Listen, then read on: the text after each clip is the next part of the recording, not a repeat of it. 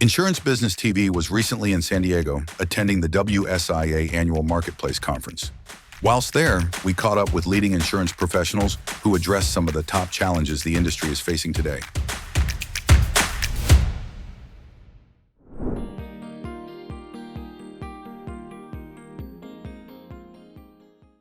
I think of two things. I think of communication, education, kind of in one bucket, and then resource sharing. So as far as communication and education, it's simply not enough to issue a quote with a 25% rate increase and say, here you go. Let's educate our clients and our customer base on the what's and the whys, and then tag that onto risk management protocol and efforts. We have so much access to risk management. So in addition to communication and education to our client partners, we should also be offering them the same resources that we have access to by way of risk management. So I think during the hard market, demonstrating our value and showing them the whys, we can work together and better power through some of these tougher times.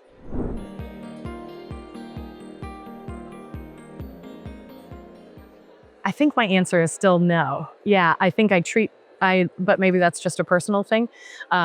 Education, communication, resource sharing, and creative solutioning. I think we always look at our customers and our clients as market partners, and we understand our business is always going to be cyclical. So I think the approach by way of book management changes, but how we treat and work with our clients doesn't.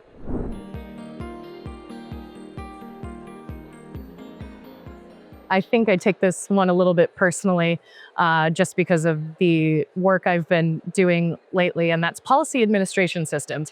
It's so interesting to me that no one has solved the problem yet. I've met with probably 10 to 15 different vendors over the past couple of years, and the answer always kind of points back to proprietary in-house built systems, but those, that process takes years.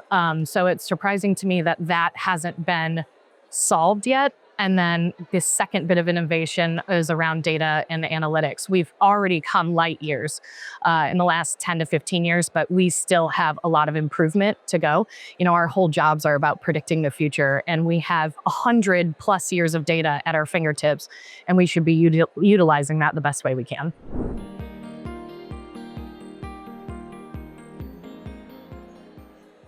Policy administration systems. When I started underwriting on the reinsurance side around 15 years ago, it was by hand. We were handwriting on yellow legal pads and doing the math by hand. And now we have these very sophisticated actuarial models that are embedded into past systems. So I would say that that one is the one that stands out the most to me.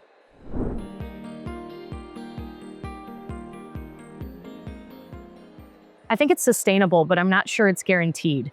We've had some unique tailwinds over the last couple of years, aiding and helping the growth in the E&S space with admitted carriers pulling back capacity, new, unique, persistent risks coming into our space. But as we all know, it could just be one catastrophe year that wipes many years of profitability. So yes, it's going to continue to grow, but I don't know if that growth is guaranteed. When we look at some of the data from 2024, the growth is slowing. And I think part of that too has to do with the intense amount of new entrants into the market. But as all cycles with reinsurance and capital happen, I think we're going to see it even out a little bit, but I think growth is always guaranteed.